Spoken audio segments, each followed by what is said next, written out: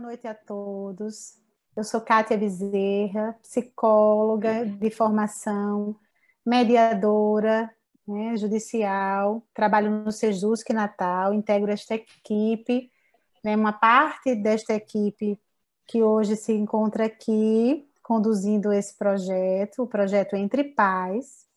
Estamos muito felizes que estamos recebendo vocês, profissionais que atuam na área e que têm interesse em discutir conosco essa temática, né? Vou falar rapidamente para vocês o que é o Entre Pais, como surgiu o Entre Pais e um pouco do que nós vamos fazer nessa noite, né? Que é o nosso webinário, que é o evento inaugural do nosso projeto. A cada edição que a gente faz, nós começamos com um webinário onde a gente sensibiliza as pessoas para o tema, que o nosso tema é aqui a separação conjugal e os conflitos, né, familiares decorrentes disso. E aí a gente faz um webinário, que é o que nós vamos ter aqui essa noite, sensibilizando vocês para o tema, trazendo algumas reflexões preliminares e explicando também sobre a metodologia do nosso trabalho. Como é que a gente operacionaliza esse trabalho, como a gente tem feito, né? Vamos lá. O Entre Pais, ele surgiu de uma ideia nossa, a partir da atuação como conciliadores e mediadores, né? Nós fazemos as audiências lá no Sejusc. O Sejusc é um centro de realização de audiências, buscando ajudar as famílias a encontrarem uma solução consensual para os seus conflitos. E na nossa prática, que já faz um tempo, né, nos últimos anos, nós fomos percebendo a dificuldade, muitas vezes, dos casais resolverem os seus processos judiciais por estarem muito atravessados, ou muito inflamados, ou muito misturados com os conflitos que eles vivenciam nesse processo de ruptura do vínculo conjugal. E mais ainda, né, o efeito e os possíveis efeitos que esses conflitos, que não haviam espaço, porque a própria audiência ela não é um espaço onde a gente possa aprofundar, refletir sobre isso, a falta dessa possibilidade ensejava em possíveis consequências negativas nos desdobramentos do processo de divórcio, né? No caso, na justiça, a gente trabalha com divórcio, ou seja, com os processos formais de ruptura do vínculo conjugal. E aí a gente teve a ideia de fazer um projeto para convidar os pais para trabalhar com essa temática, ou seja, para refletirem sobre suas questões, tentando primeiramente ajudá-los em falando sobre isso, em refletindo sobre isso, poderem se implicar e assumirem aquelas questões que eles endereçavam à justiça como algo que eles mesmos poderiam tentar resolver e conseguir. E aí nós já fizemos várias edições, na verdade nós fizemos 7 edições para pais, essa é a nossa primeira edição para profissionais, e nessas edições para pais, ao longo dos semestres dos últimos anos, nós trabalhamos com vários grupos de pais que queriam refletir sobre a experiência da separação conjugal e convivência com os filhos. Começamos com os juízes encaminhando os pais dos processos que eles tinham, depois passamos para uma experiência voluntária, ou seja, não só os juízes que encaminhavam, mas as pessoas que se interessavam se inscreviam. Ano passado, 2020, foi o ano da pandemia, né? Há um ano a gente vive a pandemia. Nós fomos provocados a seguir adiante, né? Diante de tantas demandas de famílias que enfrentaram com o distanciamento, com o confinamento, maiores problemas ainda de convivência com os filhos e nos processos de litígio, né, de conflito. E aí nós fizemos, durante o ano passado, 2 edições completamente virtuais, né, porque já que originalmente o Entre Pais é uma reunião onde a gente senta em círculo, né, Rosinelli vai explicar mais à frente qual é a nossa metodologia, mas era uma metodologia completamente presencial. E da nossa experiência do ano passado, com os encontros virtuais, nós estamos concretizando agora uma edição exclusiva para profissionais, que já era um desejo nosso há bastante tempo.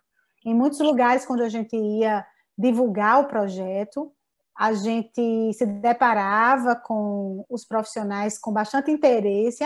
Por que vocês não fazem uma versão para profissionais, a gente precisa de ajuda, a gente precisa estudar, a gente precisa refletir, a gente precisa saber um pouco mais como lidar com as famílias que a gente ajuda, né? Especialmente os advogados, os psicólogos. E aí a gente abriu, né? Pensou com muito carinho e cuidado uma edição para fornecer essa contribuição para os profissionais que atuam nessa área, para aumentar a nossa reflexão a respeito disso, para fazer a gente pensar realmente, né?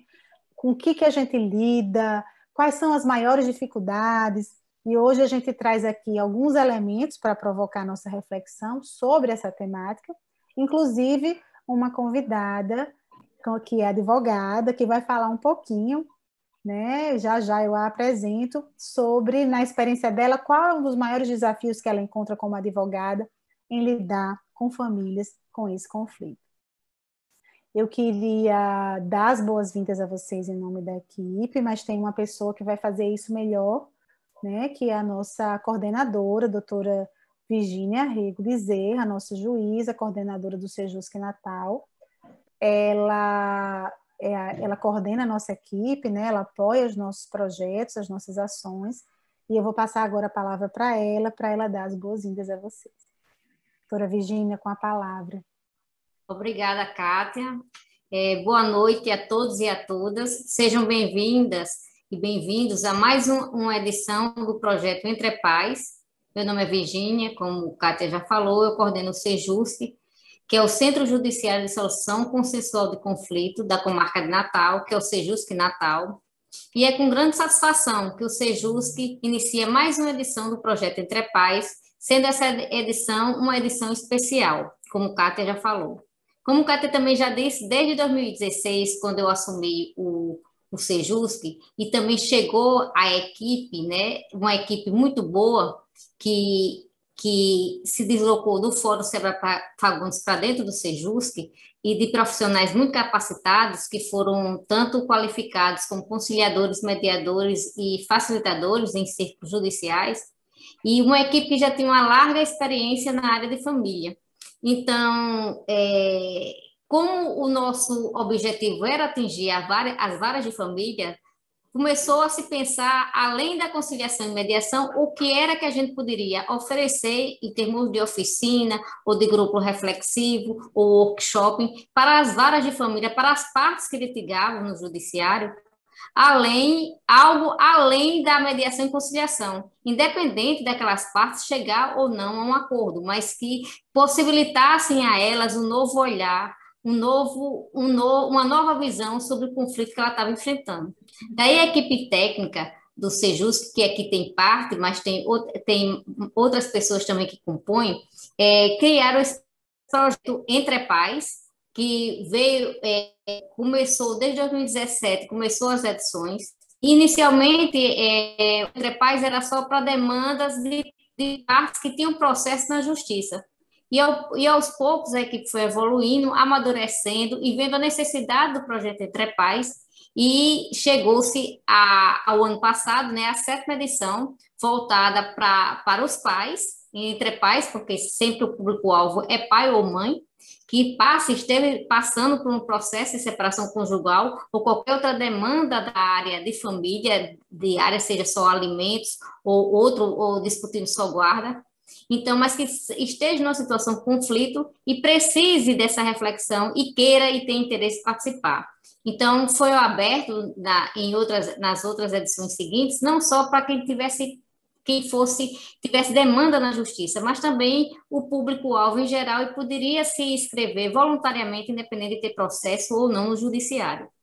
Durante esses anos que vem se aplicando o projeto Entre Pais, como o Cássia falou, vieram até mim pessoas, tanto juízes querendo participar do projeto Entre Pais, como juízes querendo mandar alguns servidores da vara de família para participar do projeto. Então, profissionais de diversas áreas, como os advogados, psicólogos e tantos outros, se interessavam bastante em participar do projeto Entre Pais, mas não necessariamente estavam envolvidos no conflito conjugal.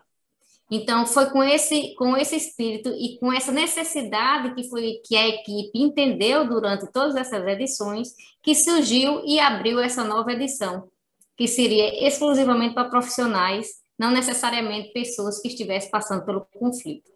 Então, com esse tema, né, que a gente, o Sejusc ofereceu, e quando ele abre esse leque, ele vai para a parte de cidadania. Esse é o eixo de cidadania que a gente abarca, contempla, independente de ser ou não processo judicial. Então, assim, dentro dessa política consensual do Tribunal de Justiça do Estado do Rio Grande do Norte, o Sejusc abriu esse espaço de reflexão, que é esse que agora se inicia, né, para os profissionais que lidam com o rompimento de vínculos conjugais. Então, eu passo a apresentar a equipe técnica que está participando nessa edição, que seria Kátia, que já se apresentou, Kátia Bezerra, seria Emília Rodar, Rosinelli Miranda, e os estagiários Nathalie Cavalcante, Caroline Assis, Luana Freitas e Igor Benevides. Então, com o espírito de contribuir e auxiliar as pessoas que estão vivendo momentos difíceis, sobretudo agora, né?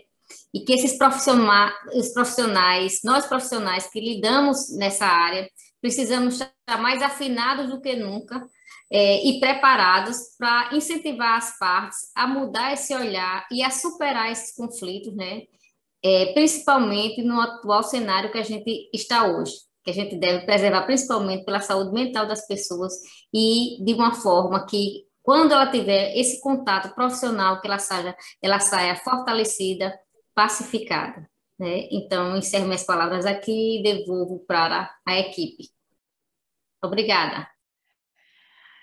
Vamos dar prosseguimento, e aí eu vou realmente, né, em nome da equipe, convidar a nossa colega, advogada, mediadora também, né, que muito esteve no Sejusc com seus alunos da prática jurídica, né, podendo disseminar um pouco dos conhecimentos, dos conteúdos relativos aos processos de conciliação e mediação, doutora Roberta Abbott, que está aqui conosco, que a gente fez uma pergunta para ela, né, quando a gente a convidou para participar desse webinário. A gente perguntou para a Roberta, na prática dela como advogada, na prática jurídica, quais eram os principais desafios que ela encontrava, né, quanto a lidar, fazer as intervenções, né, a lidar com as famílias, com os casais que atravessam o processo de separação conjugal. Roberta, essa é a pergunta para você. Compartilhe conosco a sua experiência.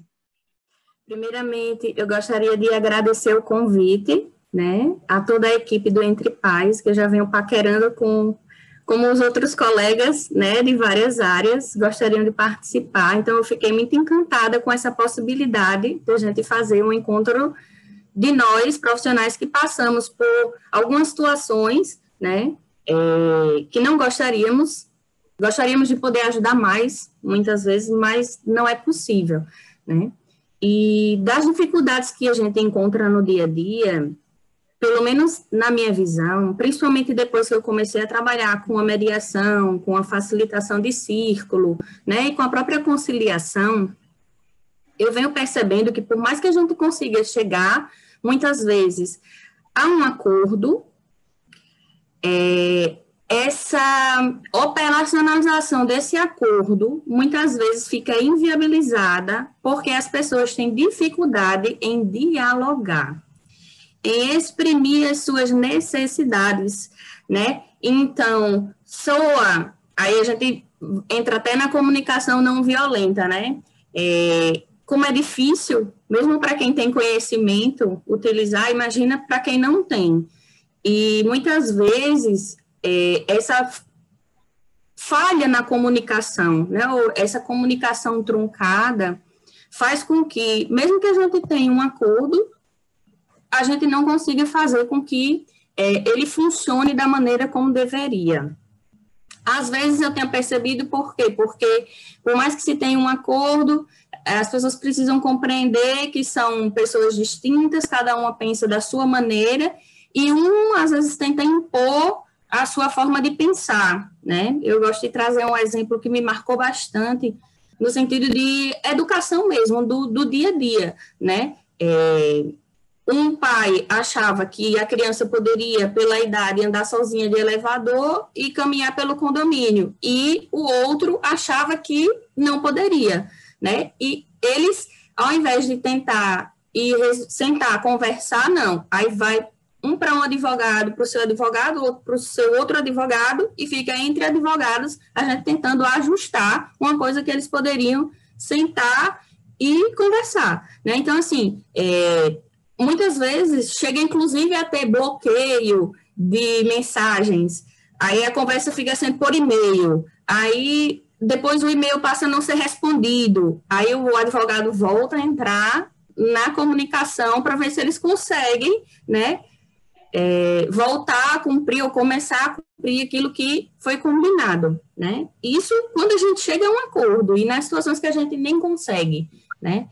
E a minha formação, por ser de muitos anos atrás, eu achei interessante, inclusive, a fala de doutora Virgínia, né, que eu também acho que é um papel do advogado, né, tentar conversar com o seu cliente para que ele consiga entender que nem tudo sai do jeito que ele quer. E que se for para um terceiro decidir ainda, que é o juiz, talvez saia de uma maneira que eles sequer consigam operacionalizar de alguma forma, né? Então, assim, é interessante esse diálogo e a gente encontra uma barreira, muitas vezes, com relação à questão do diálogo. E outra situação que vem me chamando a atenção, principalmente agora na pandemia, é a questão da empatia, né? Se colocar no lugar do outro. Um exemplo muito, muito marcante, que eu cheguei até a fazer uma postagem no meu Instagram, foi verdade, isso aconteceu. O pai estava no hospital com Covid e a mãe manda uma mensagem, porque eles não se falam mais por telefone, eles não conseguem, manda uma mensagem e faz, olha, estou deixando as crianças aí na portaria. Como assim, gente? A gente está com o pai positivado de Covid e a mãe vai dizer que vai deixar a criança lá para ele ficar cuidando? Gente, bom senso faltou, né, nessa situação. Então, assim, se coloca no lugar, inclusive no bem-estar da criança. Como assim eu vou deixar meu filho numa casa que eu sei que a pessoa está doente, né, e uma doença que para as crianças pode não ter uma repercussão, mas pode ter também, né? Então, assim, não se colocou, não souberam conversar, não conseguiram dialogar e não chegou a levar, mas não entrou, porque estava proibido na portaria a entrada. Afinal de contas, não tinha como ter acesso à casa. Então, o que será que levou? Imagino, porque conheço toda a situação, mas assim, fica muito complicado quando as partes, elas não dialogam e não se colocam uma no lugar do outro, né? São as principais dificuldades que eu venho encontrando ultimamente, né? Tem diversas outras, mas essas são as que mais me chamam a atenção. E outra coisa que vem crescendo bastante é a má-fé, né? Você percebe que as pessoas estão na tentativa de não somente enriquecer ou tirar vantagem financeira, mas tirar vantagem de várias formas, né? Usando a má-fé em verdades, né? E está muito complicado.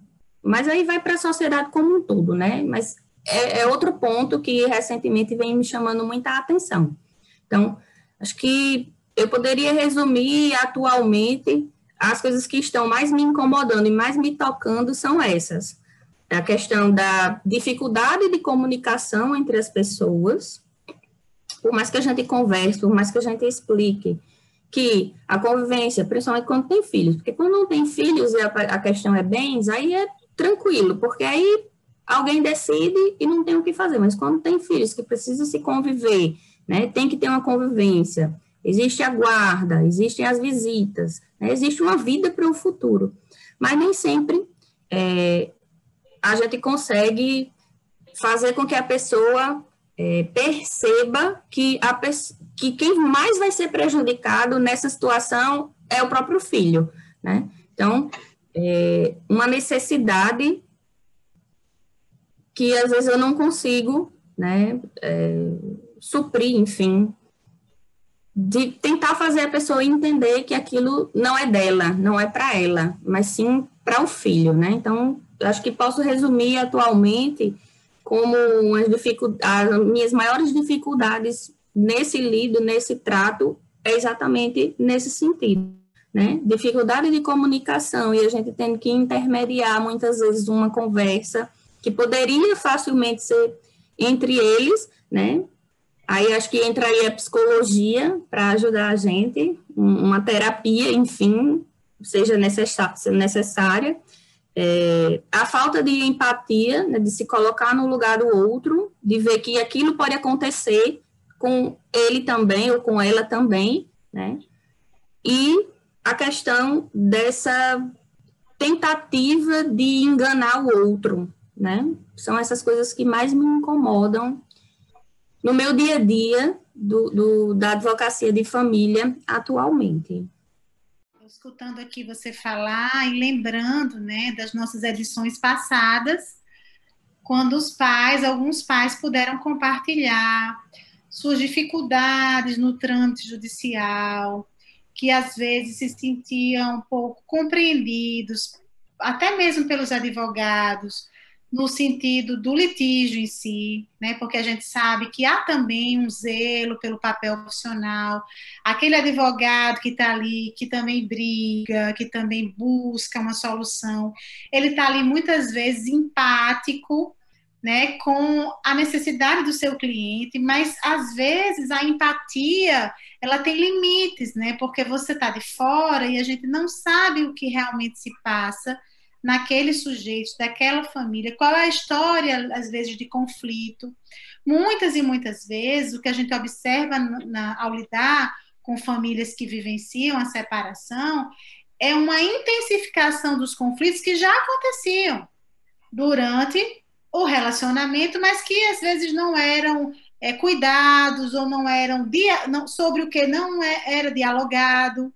E na hora que vem uma crise, porque a separação conjugal ela é uma crise, muitos desses conflitos eles ficam ativados, eles ficam intensificados, e os filhos, como você bem falou, que são os que mais sofrem, porque estão numa condição de dependência emocional, social, né, de assistência, vai recair uma série de efeitos sobre os filhos que não têm condição de se defender muitas vezes, emocionalmente falando, que não entendem por que os pais não resolvem aquilo, né, aquela querela, por que eles ainda seguem brigando, né? E assim, até mesmo a questão da justiça, às vezes é vista como um pouco amedrontador para os próprios filhos, né? Quando os filhos dizem assim, meus pais foram no juiz, ou os meus pais estão na justiça, ou a minha mãe entrou contra o meu pai na justiça, e vice-versa.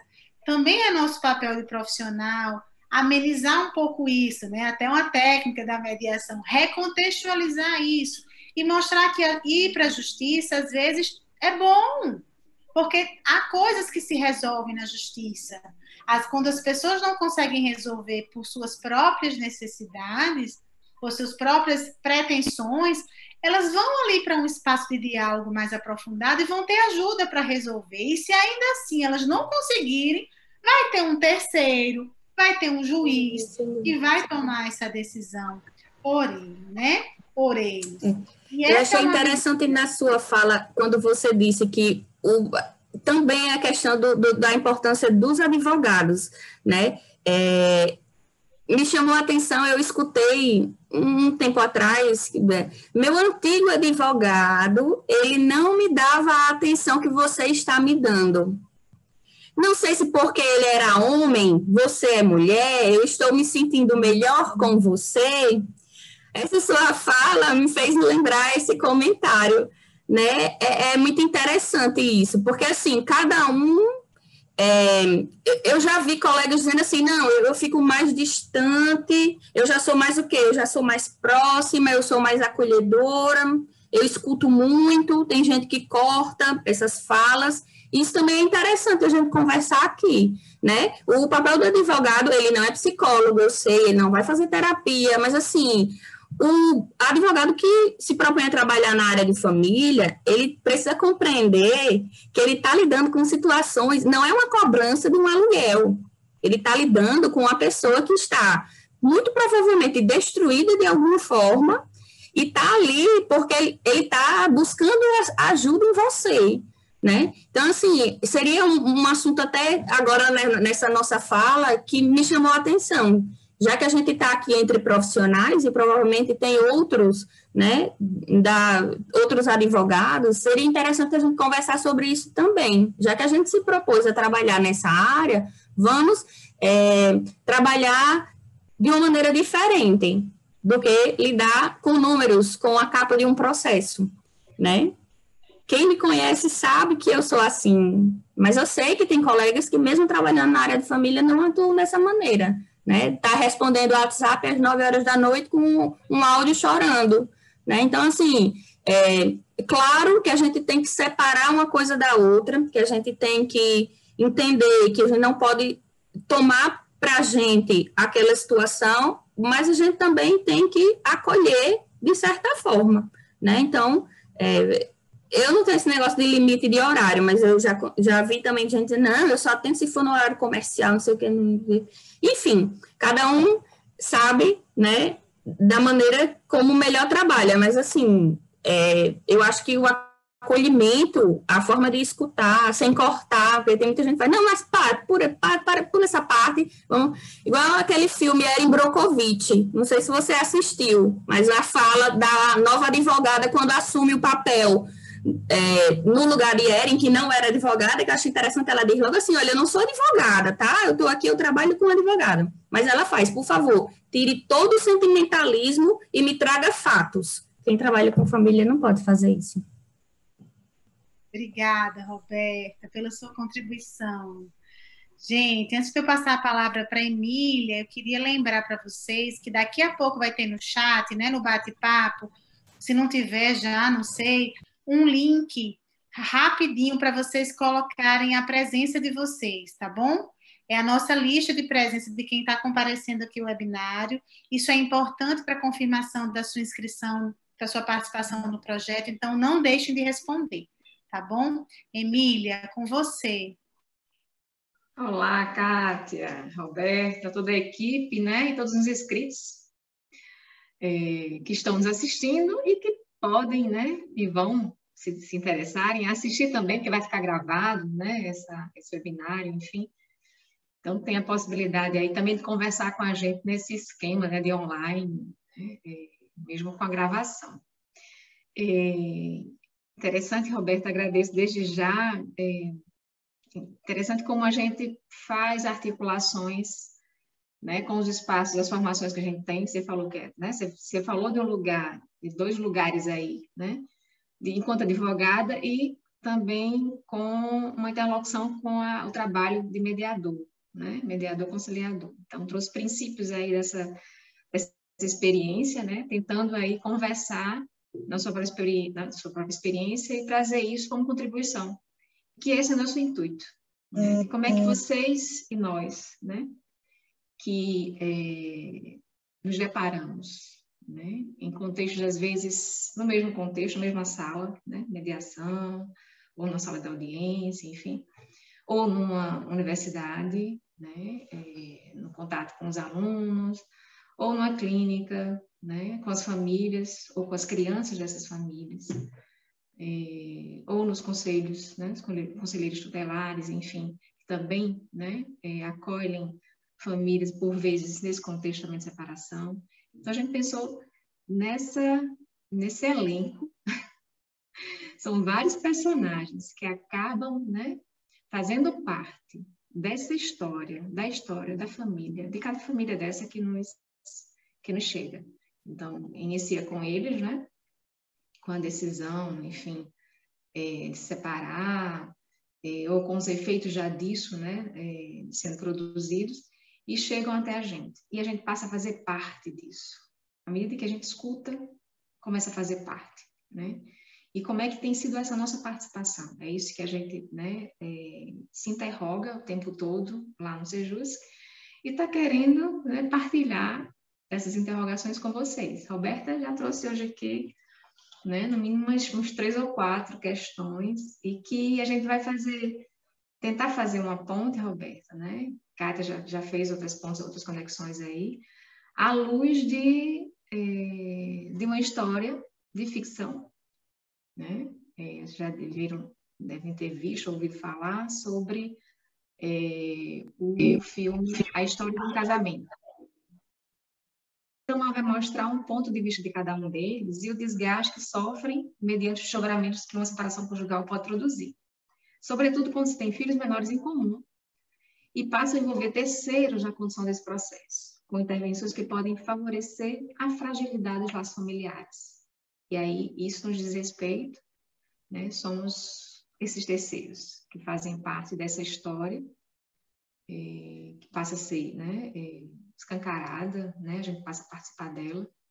E aí, na hora que a gente participa, a gente intervém e pode produzir também outros desdobramentos, né? Que a gente precisa cuidar deles, né? Saber o que a gente está produzindo e ter a possibilidade, ao refletir sobre isso, né, de mudar um pouco o curso da nossa história enquanto profissional e da história dessas famílias, né?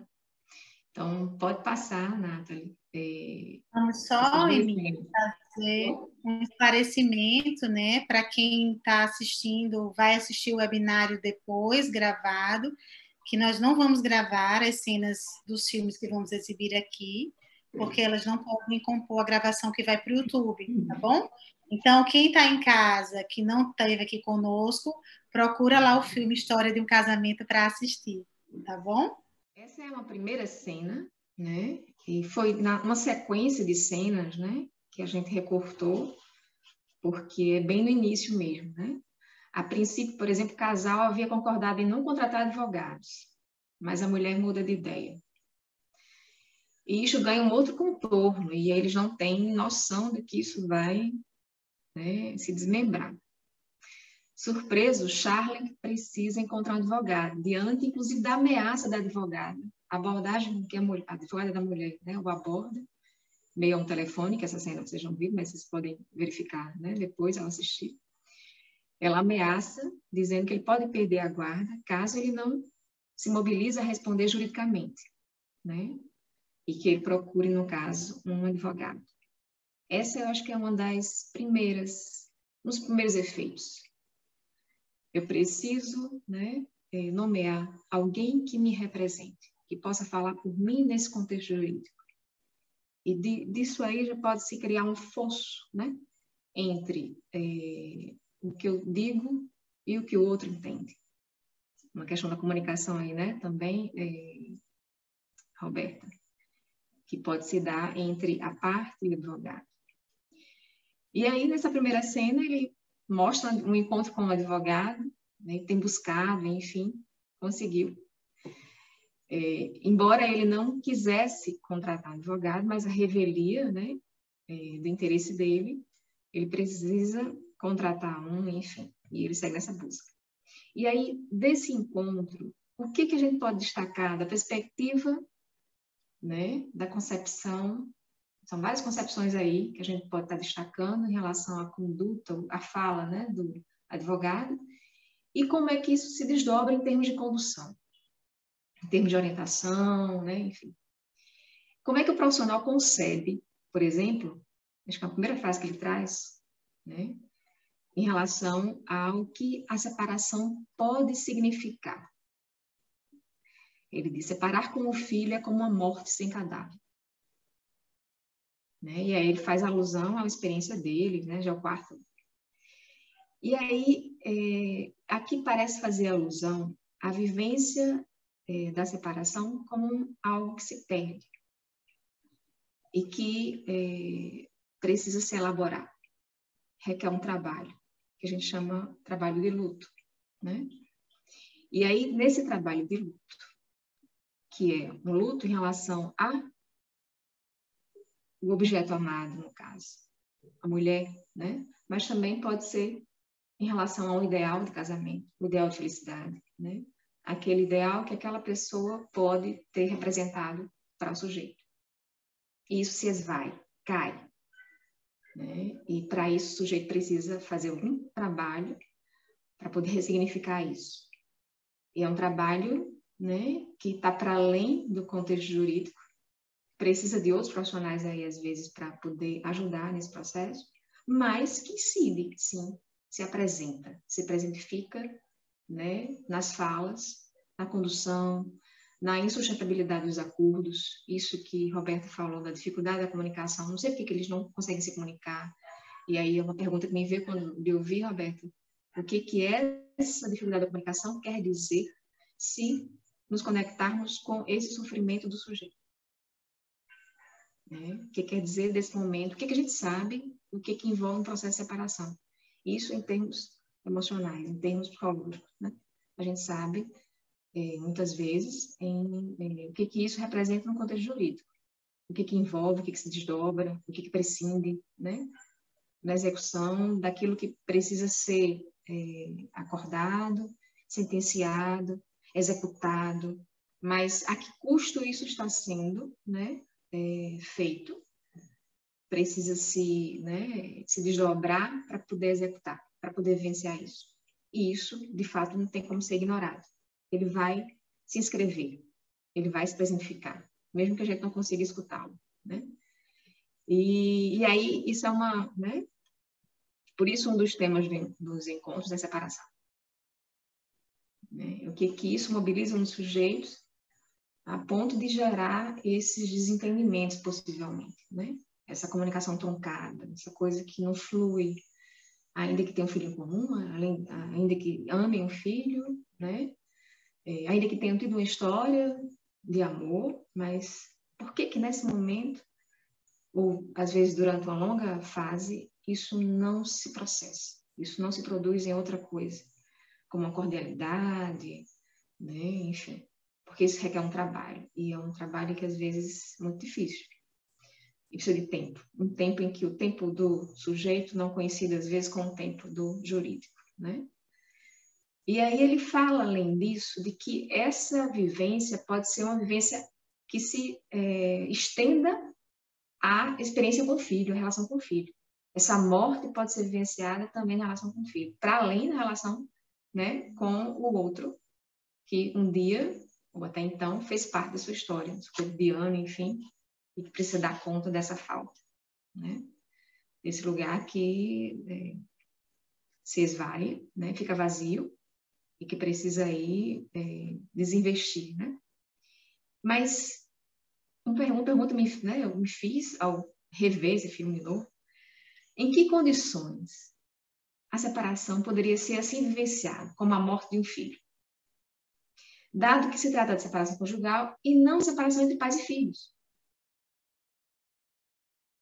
Por que para alguns, a experiência da separação pode também desencadear uma experiência de separação, né, com o filho? Essa é uma, né, quando ele coloca como se fosse uma máxima, né, um desdobramento máximo do processo de separação. Separar como um filho é como a morte sem cadáver. Né? E aí eu fiquei me perguntando, dispor do filho como objeto de disputa, isso não é uma condição que favorece essa experiência? Porque se eu coloco o filho como objeto de disputa e se eu perco a guarda, por exemplo, eu posso sentir essa perda da guarda como uma experiência de perda do filho. E aí, de que modo o contexto jurídico, o modo como se desdobra, o modo como se conduz a solução em relação à guarda, isso não pode se produzir essa experiência. E a gente tem uma participação nisso. Essa é uma primeira indagação. E aí ele fala da proposição dele, do advogado. E aí eu me vi, né? Eu vi a fala de Roberta dessa fala. Ajudar a sobreviver esse momento doloroso. um apoio que se estende a outra parte. Não é só ao sujeito que ele está, né? Pelo qual ele está sendo contratado. Visto também como pessoa e não como transação. Então, parece ser um norte, um princípio que norteia a escuta dele, né? E aí a ética, que se desdobra disso, é a preocupação com a minimização de custos, de estresse, de tempo. Então, por exemplo, a gente encontra dificuldades no reconhecimento de alguns profissionais, nas conciliações, mediações ou, né, em outros contextos, que desvaloriza a mediação e conciliação, em que tem essa proposição em si, né, em um tempo maior, né, menor em relação à lei jurídica normal, em que se favorece uma escuta e que deve dar lugar a um sofrimento, que convoca as partes a falarem sobre esse sofrimento, sobre o que as mobiliza, sobre as questões ali que estão, né, atravessando naquele momento, e não se dá valor a isso. Então, acho que é algo que é de se perguntar sobre uma ética, né? Ou, às vezes, um desconhecimento, né, de uma outra lógica, já que a Roberta é bem, né, deve saber, em função da formação do direito, enfim, que lógica está assentada a formação nossa, não só, né, da pessoal do direito, sobre ao lidar com famílias, né, ao lidar com o outro, seja a partir de que lugar, em termos de profissão, é adotado. E aí ele orienta nesse sentido, né, meio coerente a percepção dele com a conduta. Ele diz, ele alerta sobre o que verdadeiramente importa para esse pai, que é a preservação emocional dos envolvidos, né? A família como um todo. Ele diz, não importa se ganha ou se perde, são vocês dois que vão continuar para além dessa lide, né? Que pode chegar ao tribunal ou não. Então ele fica avisando, né? Dando uma noção do que pode desencadear, dando um horizonte, né? Para esse pai, para ele poder ter uma leitura e poder tomar uma decisão. Mas ciente do que pode estar aí se desdobrando. Pode ser ruim, mas não necessariamente. Então, vai depender, como ele diz, né? Vai depender da condição. E aí, o efeito que isso traz? Aí eu lembrei também da Roberta, quando a Roberta disse, né? Do efeito acho que da parte, não sei se é uma mulher, né? Que diz como se sentiu ao ser escutada por determinado profissional, né? E aí eu lembro desse efeito que se produziu também no pai, essa cena em que diz a satisfação e o reconhecimento do tratamento como ser humano, né? Ele agradece ao advogado. Então, se sentiu acolhido. E essa é uma das questões que na fala dos pais, nos entre pais, né? Nas reuniões dos encontros, se fala do desejo de que pudesse ser acolhido, né? Para além das questões operacionais que envolvem uma tramitação, uma entrada, né, transformar uma demanda familiar em uma demanda jurídica, o que isso comporta em termos operacionais, o que ele tem que fazer, o que ele tem que juntar, o que ele tem, mas de escutá-lo, né, escutar esse sofrimento. Seja nas secretarias de família, né, das várias famílias, houve recentemente, né, no Entre Pais, em que, inclusive, isso fez com que uma funcionária da família, secretária, participasse, quisesse participar, e a gente abriu uma sessão, mas ela participou como pai, né, como mãe, no caso, pôde se colocar nesse lugar, mas atenta também ao lugar de escuta, né, enquanto profissional, enquanto ator que faz parte aí dessa engrenagem, né, no processo de separação. Pode passar a segunda cena, por favor. Bom, temos uma segunda cena, acho que já prevista, né, pelo advogado da cena anterior, do quanto poderia se tornar complicado. Temos um outro enquadro, as tentativas de acordo, porque houveram, né, tentativas de acordo entre os advogados e as partes, sem mediação de um terceiro, né, mas não foram exitosas. E aí o pai adere à lógica da disputa, né? Aciona outro advogado em que a prática dele se enquadra nessa lógica. E aí, dispostos, né, a ganhar, e aí nessa lógica de quem ganha e outro perde, seguem até o tribunal. E aí entra outra figura, né, no caso o juiz, para decidir. E aí nessa cena, a gente vê que parece valer de tudo. A depreciação do outro enquanto parceiro, né, na vida conjugal. E enquanto pai e mãe. Acusações de alienação parental, negligência, né, ganham, né,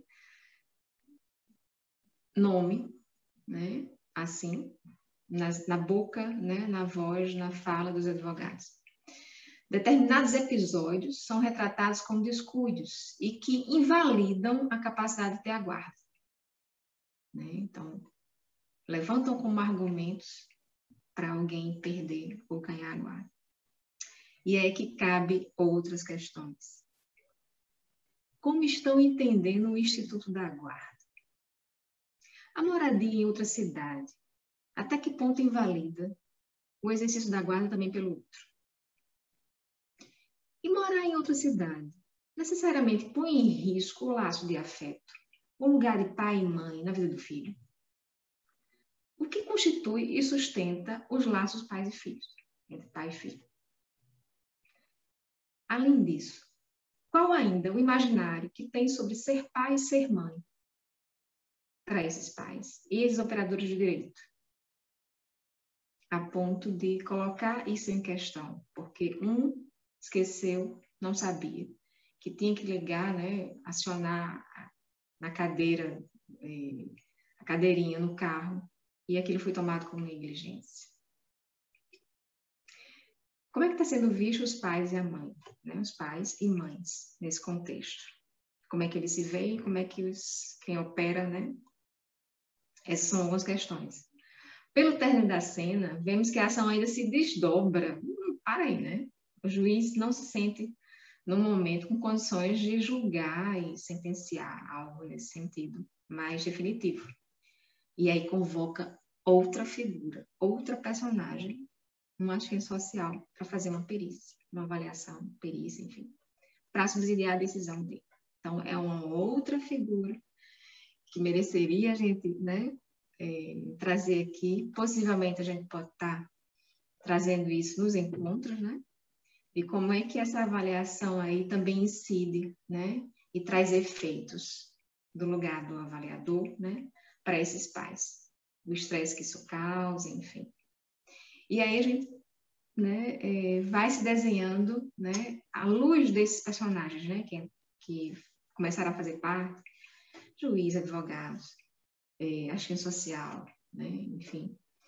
Outras figuras também vão aí se desdobrando pela experiência de vocês, né, devem imaginar, e pela experiência nossa também. Né? Do trabalho da separação enquanto um trabalho psíquico, outros personagens chegam, né, como psicólogos clínicos. Dos sintomas que isso pode causar na criança, e que pode aí, no contexto jurídico, pode ser chamado efeito de alienação parental, né? Isso no contexto clínico pode ganhar outro nome e ter outro suporte. No contexto escolar, também pode se presentificar, né? E pode ser uma questão para educadores, né? De como lidar com famílias em contexto de separação. Haja visto que na escola também, esse conflito também pode se dar, né? Essa disputa, ou as acusações de negligência, quando o pai ou a mãe, enfim, esqueceu, ou não se deu conta, ou não estava atento em relação à agenda, né? Ou não chegou na hora da escola, com atraso, enfim, ou chegou antes do tempo, quis fazer uso do intervalo, né? Para conviver com o filho, já que não estava, né? Não estava tendo condições, enfim, de conviver. Então, o contexto escolar também é um palco, né? Assim como o tribunal, assim como a clínica, enfim, em que essa trama aparece para a gente, e a gente é convocado a dizer alguma coisa sobre isso, a fazer alguma coisa com isso, a partir da nossa escuta. Então, essas dificuldades que a Roberta colocou, enfim, e em torno da qual ela se indaga, imagino que seja também, vocês tenham indagações acerca, né, do que chega, de como escutar, primeiro. O que isso quer dizer que eu estou escutando? Né? E o que fazer com isso que eu estou escutando? Né? Considerando que tem algo a responder, mas responder de que lugar e sabendo os efeitos, né? Prevendo, né? Possivelmente os efeitos que uma ação, uma determinada condução pode desencadear em termos de sofrimento, em termos de dificuldade, de cronificação do conflito e dos efeitos disso para os laços, esses laços em torno dos quais, né, ou a partir dos quais, ou visando que os pais entram numa, né, dizem entrar com uma demanda jurídica, né, batem as portas do judiciário. Então, como abrir essa porta, como acolher e como lidar com isso, seja na porta do consultório, na porta da escola, né, e na porta também, na nossa porta, né, todos os dias, nas conciliações, mediações, enfim. Bom, esse minha avó diria, uma catucada, né? Uma forma da gente se inquietar, né? Ou de somar as inquietações de vocês e a gente poder produzir, a partir dos encontros, outras inquietações, mas também acolher outras referências, né? Com os companheiros do grupo, que a gente vai, né, compor, fazer parte, e somar, né? E subtrair, deixar cair também algumas leituras, algumas concepções, algumas práticas. Essa é a nossa pretensão. Com você, Rosinha. Ok, pessoal, boa noite. Sou Rosinelli Miranda, também acompanho a equipe, também sou psicóloga. Bom, eu acho que, como a Emília disse, é uma catucadazinha, né? Só para despertar aquele gostinho de quero mais, né? Para que vocês se sintam aí instigados, motivados, né? A participar dos encontros futuros. Foi colocado aí o link, né? Para que vocês confirmem a presença de vocês. Nós tivemos mais de 120 pré-inscrições. Esse formulário que vocês se inscreveram para hoje deixa bem claro que é uma pré-inscrição. Então, como nós tivemos muita gente que fez essa pré-inscrição e que se propõe a ver o webinário no momento posterior, é importante que os que aqui estão, né, especialmente os que ficaram até o final, preencham o formulário para que vocês garantam a vaga de vocês. Vão ser realizados são 3 grupos, né, de 20 pessoas, um máximo de 20 pessoas, para que a gente possa conduzir com tranquilidade. E aí é imprescindível que vocês confirmem para que vocês possam ficar nesses 3 primeiros grupos, num desses 3 grupos, né, para participarem dos 4 encontros futuros que serão realizados agora durante o mês de abril, né, nas próximas 4 semanas. As pessoas que demonstrarem interesse, a partir desse número de vagas, eu já adianto para vocês, né, que já está previsto isso, que nós vamos realizar uma segunda rodada de encontros no mês de maio, para aquelas pessoas que não puderam ser contempladas com a participação nesse mês de abril, né? Então, aí, a fala de Kátia, doutora Virgínia, de Emília, né, deixa já aquele gostinho, né, de quero mais, de querer participar, de querer discutir, de querer trazer aí as nossas experiências. Quantos de nós não já nos deparamos, né, nos nossos contextos aí profissionais, né, seja advogado, psicólogo, assistente social, conselheiro tutelar, os próprios servidores de secretarias de família, juízes, enfim. Né? Quantos de nós não já nos deparamos com situações às quais não temos, às vezes, recursos, né, para administrar aquele momento, né? Roberta trouxe aí as indagações dela. Recentemente eu ouvi de um advogado, né, não sei se ele está inscrito aqui ou se ele ainda vai se inscrever, confirmar, enfim, ele trouxe de forma muito bacana o depoimento dele, né? Eu trouxe até para a nossa supervisão com os estagiários.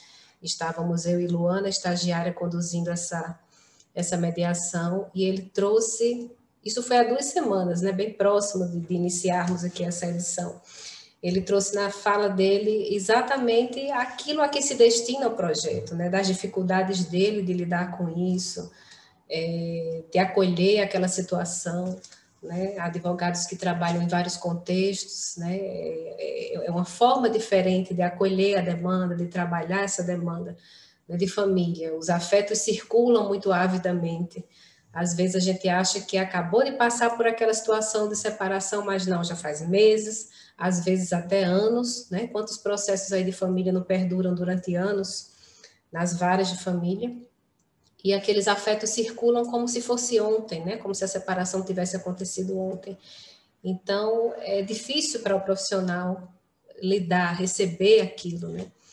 E aí, advogados ou qualquer outro profissional que não tenha uma postura mais conciliadora, não tenha essa vivência de um contexto de mediação, uma formação mais preparada para isso, enfim, às vezes dificulta um pouco, né? Então, é para isso que se destina, né? Estarmos hoje aqui discutindo, debatendo, trazendo como proposta a formação desses grupos reflexivos, né, que acontecerão nas próximas semanas, no eixo Cidadania e do Sejusc, como a doutora Virginia já trouxe, se destina a isso, né? Trazer essa discussão aqui em pauta, trazer nossas experiências, né? Fomentar um discurso aí para que a gente possa multiplicar, levar adiante, levar para outros profissionais essas experiências. Então, temos aqui como objetivos, né, para esses próximos encontros, para além do webinário de hoje, oferecer esses subsídios, né, para que profissionais que acompanham os conflitos de família no seu contexto de trabalho, estejam eles judicializados ou não, né? Então não precisa ter um processo judicial para se procurar um aconselhamento, uma consulta com um profissional, né? Para que esses profissionais possam acolher e conduzir essas demandas, né, que estão em questão de forma mais sensível a alguns aspectos subjetivos, né, que permeiam esses conflitos.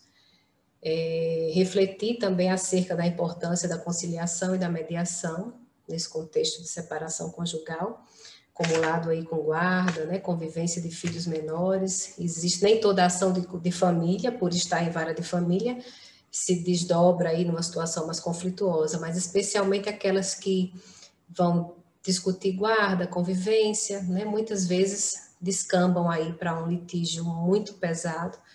Então, às vezes a conciliação e a mediação é uma alternativa viável, né, para que eles tenham aquele momento de escuta. Quantas vezes eu não já ouvi numa sessão de mediação que até aquele momento eles não tinham tido essa oportunidade de ouvir, né, o que o outro tem a dizer, de fazer suas propostas, de refletir, estando ali amparados, né, pelos advogados, contando ali com nosso auxílio, né, na condução da mediação. Então, consideramos, né, de extrema importância esse momento, né, da conciliação e da mediação, especialmente em ações de família. E também fomentar, né, como terceiro objetivo aí, seria fomentar uma visão mais ampliada acerca de conceitos e condutas que envolvem as questões relacionadas à guarda, convivência, lá de referência, alienação parental, além de outros aspectos, né, a partir dessa interlocução de saberes.